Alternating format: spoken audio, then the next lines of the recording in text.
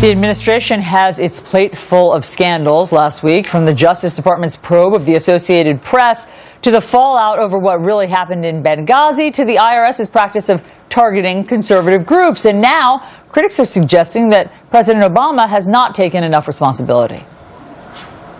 I can assure you that I certainly did not know anything about the IG report before the IG report had been leaked through press. So is the president failing as a so-called CEO of this country? Economist Pete Morici is with us this morning from D.C. to answer just that. And he's written an opinion piece on FoxNews.com tackling some of these points. And nice to see you this morning, Peter. You make the argument that the president basically sees the Constitution and Congress during his tenure as roadblocks, inconveniences. How so? Well, he's established a management style of expediency and anything goes. I mean, look at the health care law. He dragooned that through Congress almost under cover of night by hoodwinking the few Republican senators into passing a bill they thought they would never become law.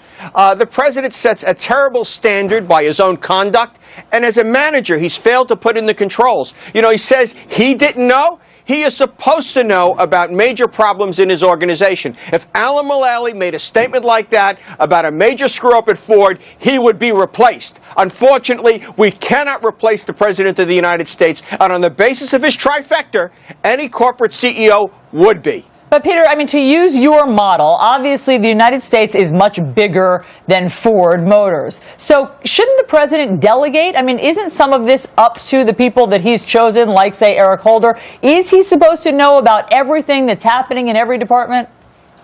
Absolutely not. But he's supposed to have control systems in place so that major problems come to his attention when they are emerging, so crises can be cut off.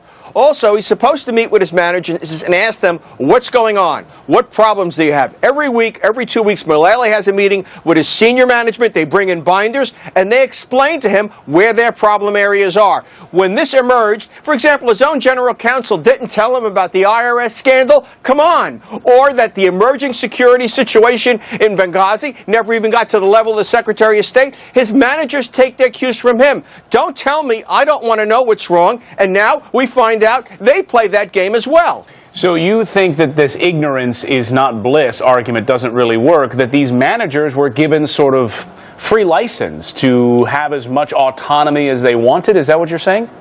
Absolutely. And down the line, they were given free license. And in turn, junior managers like the woman at the IRS, who should be discharged, basically took cues from the president's behavior. Our agenda is what matters. The checks and balances are mere inconveniences. The Constitution is a relic of the 18th century, and we can simply ignore it. But, Peter, in terms of this CEO model, do you like the amount of golf the president's playing?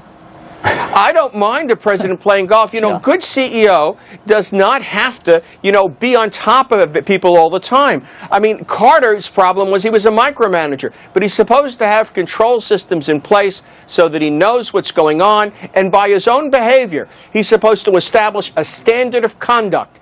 And clearly, when it comes to the president's behavior and his management, he has simply demonstrated that he's not a competent CEO. And I would tell you this, some American corporations like GE have as widespread management problems as does the President of the United States. Those analogies are not without merit.